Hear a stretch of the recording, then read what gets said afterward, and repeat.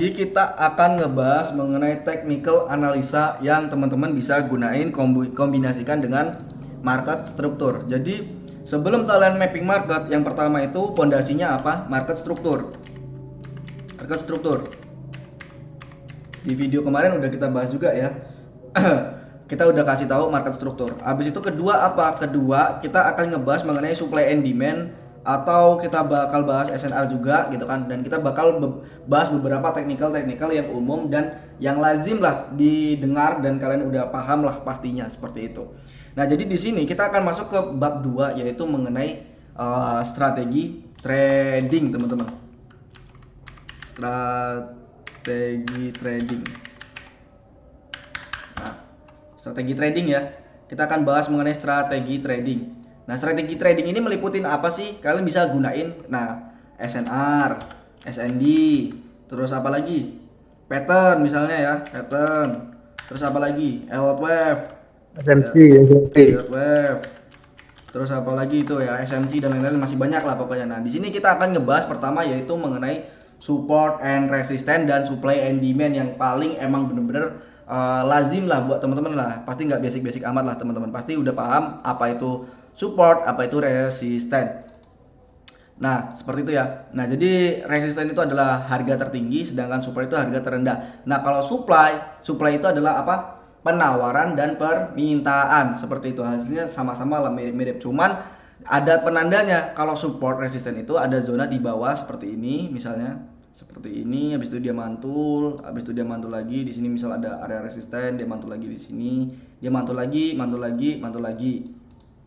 Nah, terus kalau supply and demand itu misal dia udah ngebentuk rally base rally. Nah, habis itu dia turun lagi untuk mencari area demand. Setelah itu market naik lagi, nyari demand lagi, naik lagi, nyari demand lagi, naik lagi. Nah, kalau supply biasanya gini, dia market turun gini kan, dia udah ngebentuk drop base drop atau MSS yang teman-teman sering lihat ya, MSS atau drop base drop. Nah, di sini habis itu dia naik, cari supply lagi, turun lagi, cari supply lagi, turun lagi. Nah, seperti ini ya. Nah, skenario seperti ini. Nah, cuman kita nggak bisa namanya itu ngelihat cuman secara candlestick doang gitu kan, candlestick doang. Tapi support resisten misalnya nih teman-teman bisa ngelihat breakout ataupun fake out kayak gitu kan. Nah, fake out itu adalah gagal break gitu kan. Jadi teman-teman tahu kalau misal dia di breakout berarti market ini akan melanjutkan kenaikan. Tapi kalau misal dia gagal breakout, di sini dia gagal breakout, maka akan terjadi fake out atau reversal seperti itu ya.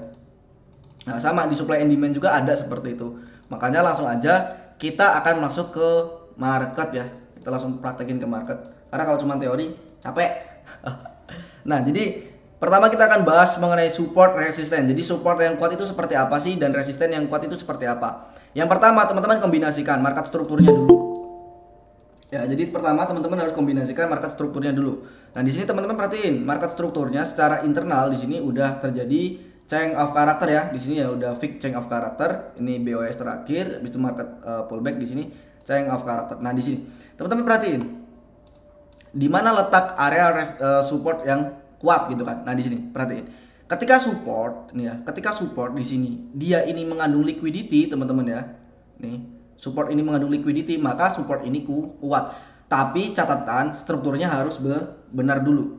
Nah, liquidity itu apa sih? Liquidity itu ditandain dengan adanya wick ya. Wick atau sumbu. Oke? Wick atau sumbu. Atau teman-teman apa biasanya bacanya? Shadow. Nah, itu boleh juga.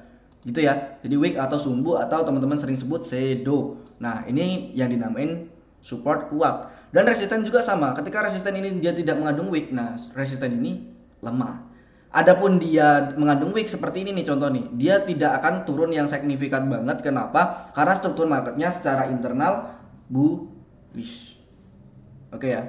Jadi misal teman-teman ngelihat oh di sini ada resisten, habis itu ada konfirmasi one candle seperti ini, berarti kita boleh sell, tapi sellnya scalping.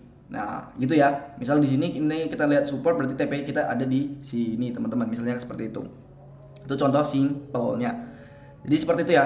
Jadi kesimpulannya apa? Support and resistance itu aktif ya. Support resistance atau yang sering kita sebut SNR ini akan high probability jika satu kita follow apa? Follow apa? Struktur market. Satu, aduh. Ini kita follow namanya satu struktur market atau SM. Ya, kalau kita kan ini ya apa seputar market ya. Cuman kalau SM itu struktur market, teman-teman. Seperti itu. Yang kedua apa? Week. Ada week atau sumbu. Gitu ya. Week atau sumbu atau shadow, terserah, bebas teman-teman. Nah, kenapa? Karena itu tadi, week ataupun sumbu ini adalah mengidentifikasi bahwasanya di situ ada liquidity ataupun ada institusi order bank dan lain-lain lah, terserah teman-teman nyebutnya apa. Dia sedang menunggu ordernya. Jadi mereka orang ninggalin jejaknya di situ untuk mereka orang ambil lagi atau untuk beli lagi ataupun mau buat jual lagi. Seperti itu teman-teman. Paham? Kenapa wick ataupun sumbu itu penting dan body juga kita. Kenapa kalau teman-teman lihat di YouTube seputar market, di situ kan ada membahas mengenai body, sumbu, candle gitu kan. Kenapa itu penting? Karena itu tadi kita tahu liquidity dan kita tahu liquidity ini bakal hold atau enggak atau mereka orang close seperti itu. Oke ya. Sampai sini ada pertanyaan? Jadi simple, nggak perlu pusing-pusing teman-teman misal ngeliat support ataupun resistance. Lihat dulu pertama struktur marketnya bener nggak bullish misalnya. Nah, habis itu ada wicknya nggak? Oh ada wicknya, hajar. Tapi kalau nggak ada wicknya ya udah selesai, game over. Berarti itu nggak kuat, gitu ya. Nggak high probability. Ah, gitulah kalau bahasa mentor high probability. Nah, ini contoh lagi nih resisten. Ini resisten. Resisten ini ketika resisten ini mengandung banyak wick seperti ini. Nah, berarti apa? Resisten ini dinyatakan kuat. Kenapa? Karena itu tadi. Wick, semakin banyak wick ataupun shadow ini, maka market ini akan terjadi apa? Konsolidasi atau sideways yang udah kita bahas kemarin ya, market struktur ya. Jadi kalau teman-teman yang belum paham market struktur, silakan tengok video sebelumnya seperti itu ya. Nah, di situ. Ketika banyak wick, itu berarti menandakan market ini sedang konsolidasi. Berarti resisten ini dinyatakan kuat untuk pemantulan. Kenapa? Karena strukturnya bullish, teman-teman. Gitu loh. Struktur bullish. Nah, ada konsolidasi, ya udah, berarti kita boleh scalpingan seperti itu. Ya, boleh scalpingan. Tapi ingat tren panjangnya tetap bullish. Oke. Lanjut. Sampai sini ada pertanyaan nggak? Ini contoh support yang kuat, resisten yang kuat gitu. Ada lagi pertanyaan? Bang, mau tanya bang. Boleh. Itu kan cara menentukan tren bullish ya. Kalau kita mau cari entry-nya ketika tren lagi bearish gimana bang? Untuk cari posisi sell-nya. Oke. Contoh di sini pertama ya, di sini ya kita pertama. Iya, soalnya yang apa itu kayak mau entry buy itu kita cari OB-nya ya Gampang. agak sudah kelihatan lah. Kalau cari sell kan susah bang. Oke. Pertama perhatiin struktur marketnya dulu. Struktur marketnya secara internalnya apa? Ini kan kalau teman-teman mungkin udah paham mengenai internal struktur. Nah, pasti teman-teman di sini kan MSS ya. Makanya yang tadi kalau supply and demand di sini kan kalau supply and demand ini kan jadi drop base drop ya. Jadi drop base drop berarti di sini jadi MSS. Gitu kan, ini MSS. Ya, atau internal struktur yang udah berubah gitu kan. Nah, ketika teman-teman lihat di sini nih, perhatiin nih teman-teman nih. Misal teman-teman cari di mana order blocknya gitu kan. Di mana order blocknya atau di mana titik entry-nya. Yang pertama teman-teman perhatiin satu, misal ada yang pasti kan ada aja lah yang jebakan di sini nge-sell. Bener? Pasti ada yang nge-sell di sini. Bener enggak? OB. Iya kan? Banyak yang nge-sell di sini. Iya. Banyak yang nge-sell di sini pastinya kan. Nah, ketika kalian nge-sell di sini kalian kena stop loss. Nah, kenapa? Coba teman-teman perhatiin. Di sini banyak wick-nya enggak? Banyak wick nggak? Nggak ada. Nggak ada. Terus dia Dikit-dikit. di sini berarti liquidity-nya sedikit. Gitu. Nah, ini liquidity-nya sedikit. Nah, berarti kita lihat di sini. Ini supply udah dimakan ini ya, supply ini. Ini supply udah dimakan ini. Nah, perhatiin di sini teman-teman. Perhatiin di titik ini ya, di titik ini. Fair value gap, bener kan? Ini fair value gap. Turun lagi dia di titik breakout, berarti di sini adalah order block nih. Ini order blocknya nih. Tarik ke sini. Nah, ini order block. Yang boleh koneksi ya. Cara nyari order blocknya kan tadi kan. Nah kayak gitu. Struktur udah beres, udah ada change of character, fullback. Nah kalau lebih akurat lagi teman-teman bisa tarik, tolong di mute dulu bro RR. Tarik nih Fibonacci. Tolong di mute dulu dong. Oke, di mute dulu. Nah kalian tarik di sini. Nah di sini ya ketemu nih area titik entry-nya. Nah cuman kalau menggunakan Fibonacci doang kita makan mentah-mentah Fibonacci nggak bisa. Karena Fibonacci itu hitungan matematika. Kan gitu. Makanya di sini kita ngomongin apa jejaknya, jejak institusinya. Jejak. Nah, di sini teman-teman kalau turunin ke M1 di sini pasti ada liquidity atau ada sumbu. Coba lah cek di M1. Cuman ini kan bukan premium ya, jadi nggak bisa buka M1. Coba di dalam supply ini itu pasti mengandung liquidity. Nah, setelah itu market ini down. Oke, jadi itu nggak langsung gini. Tolong. Aduh, sorry. Bapak nih. Oke. Nah, coba teman-teman. Market ini tuh nggak langsung down. Tapi perhatiin gini, ketika teman-teman udah kelihatan di sini, ya, udah kelihatan nih di sini nih. Oh, market ini respect nih misalnya, dia turun. Nah, ketika dia turun ini nggak boleh kalian langsung sell teman-teman, paham nggak? Jadi ketika market turun kayak gini, ini nggak boleh langsung sell. Harus tunggu konfirmasi lagi. Contoh gini, ini week bertemu week. Seperti yang udah rumus yang udah kalian sering dengar, week ketemu week apa? Fake out. Maka turun. Berarti ini konfirmasi apa? SS atau internal struktur. Benar? Internal struktur naik, perhatiin gini. Dia breakout ini enggak? Nah, dia breakout enggak? Fake out. Nah, aslinya ketika dia udah fake out seperti ini selesai pertandingan. Teman-teman cari entry di sini, set stop loss di atasnya gini. Nah, di atas supply, perhatiin. Target take profit ada di support. Nah, selesai pertandingan. Gitu teman-teman. Ini kalau tipe trader kalian bukan pending order, tapi pantau. Cuma kalau misal Mas aku yang full time kerja gimana dong gitu kan? Yang aku full time kerja gimana dong dan lain-lain gitu kan? Ya itu tadi, kalau kalian full time kerja ya udah resikonya 40 pip misalnya ataupun 50 pip, follow aja sinyalnya. Gitu. Makanya kenapa kan kadang gini ya, SL Mas kok SL-nya 40 pip sih? Ya ini tadi teman-teman, order blocknya gede. OB-nya gede. Gitu kan. Cuma kalau teman-teman pakai fake out kayak gini, teman-teman kan ngeliat nih, oh ini gagal breakout, berarti kita entry sell di sini, di liquidity ini, stop loss di atas, take profit di bawah. Gini. Oke, kejawab Mas? Ya, makasih Mas. Oke, itu jadi kalau nyari tren bearish ya, tren bearish gitu. Oke, sampai sini ada pertanyaan lagi dari teman-teman? Mas, tapi itu MSS-nya harus ke breakout dulu sama candle body ya? Iya, benar. MSS harus candle sama body. Kalau dia week doang berarti nggak valid ya? Belum valid. Itu masih week bertemu week, bisa jadi ini jadi reversal. Gitu. Oke. Mantap. Coba Mantap Mas, mantap. Aku pingin teman-teman gini. Coba siapa yang berani, agak pusing.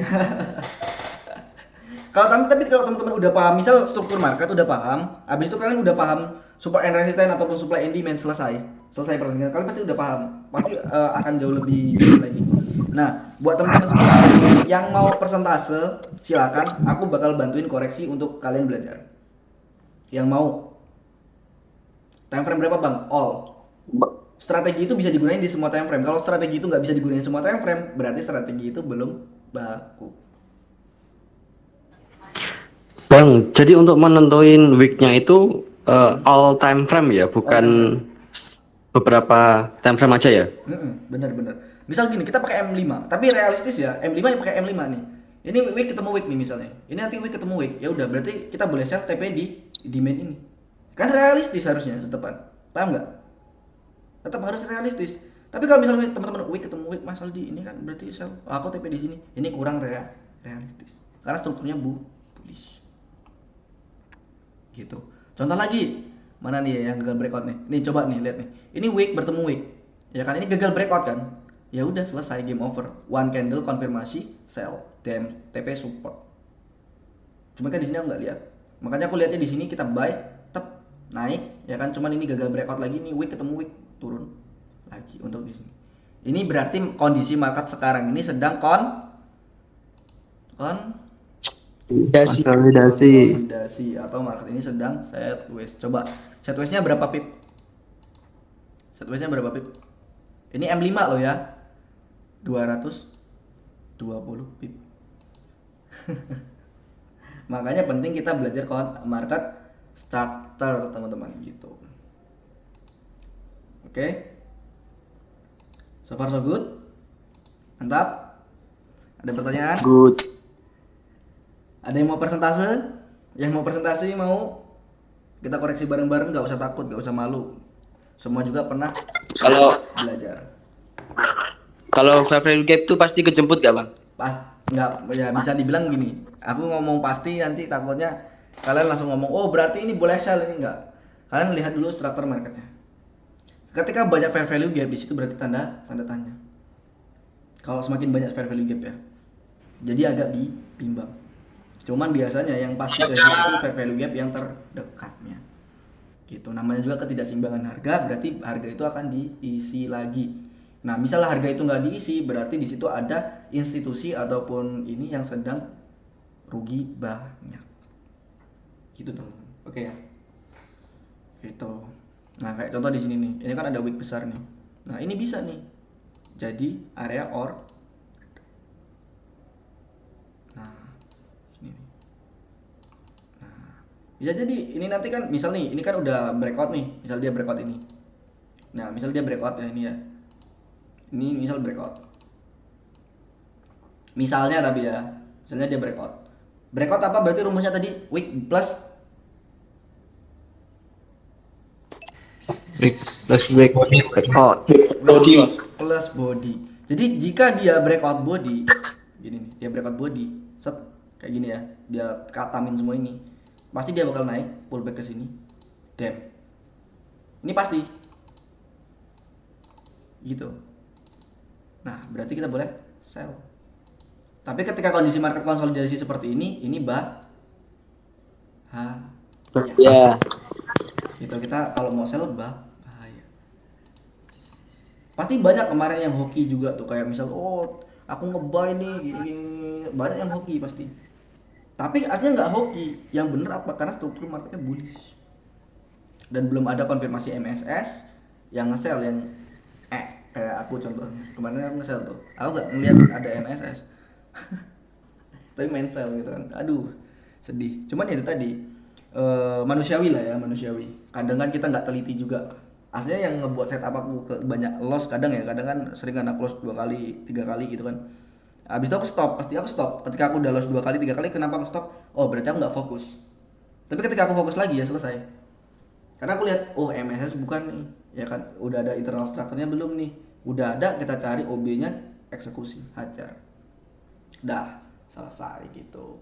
Oke itu aja sih teman-teman ya.